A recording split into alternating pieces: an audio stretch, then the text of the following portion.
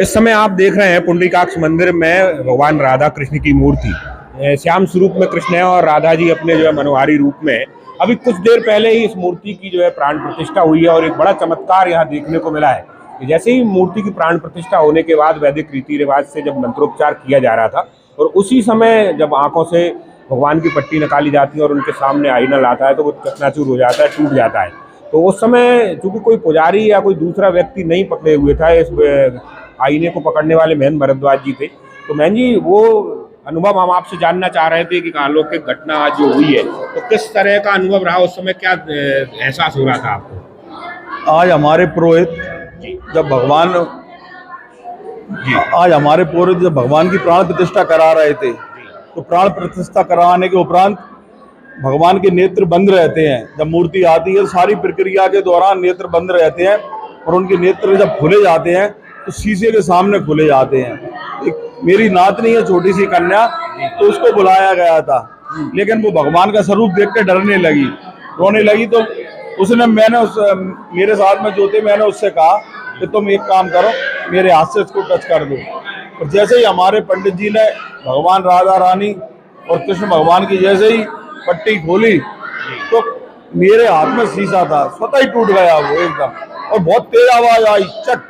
अच्छा, जब वो शीशा टूट रहा था तो उसके पहले कुछ कंपन या कुछ एहसास हो रहा था आपको कि ये टूटने वाला है, लग रहा था ऐसा कुछ आपको? जब जो प्रतिष्ठा की प्रक्रिया चल रही थी, मतलब जब मैं बोल रहा हूँ तो मेरे अंदर शरीर के कांटे उठ गए थे।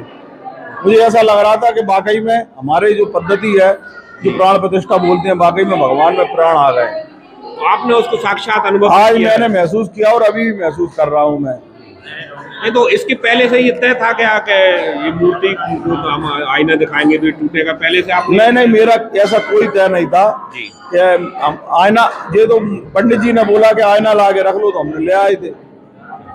तो वो आपके साथ में एक बच्ची भी खड़ी हुई थी? हाँ, मेरी नातनी थी, छोटी सी, तीन साल की। इसके अलावा भी और बहुत सारे लोग भी उन्होंने ये देखा होगा? पुरोहित थे, मेरे साथ ही थे, हमारे कमलेश पेंटर साहब थे, करीब 8-10 लोग थे गर्भगृह के अंदर, और पत्रकार भी थे जो पत्रकार लाइव चला रहे थे। ये उस समय की घटना है। तो इससे पहले कभी इस तरह की चीजें आपने की है क्या? कभी इस तरह प्राण प्रतिष्ठा में शामिल होने का या? नहीं, मैं कभी, मतलब मैंने प्राण प्रतिष्ठा तो 2-3-4 मंदिरों में, मतलब मैं उनमें शामिल रहा हूँ, लेकिन कभी गर्भगृह के अंदर जब प्रतिष्ठा हुई है तो मैं नहीं गया। तो आप देख रहे हैं कि इस समय बड़े मनोहारी स्वरूप में जो है भगवान ये विराजित हो चुके हैं, लोगों का तांता लगा हुआ है इस समय आने जाने का, और लोग देख रहे हैं। तो हमारे यहाँ ऐसी धार्मिक मान्यताएं भी हैं और परंपराएं ये रही है कि भगवान का जब जो है प्राण प्रतिष्ठा का कार्यक्रम होता है तो सबसे पहले उनकी छवि उन्हीं को दिखाई जाती है ताकि उनका जो तेज होता है वो खुद उसको सहन कर सके, उनको संभाल सके।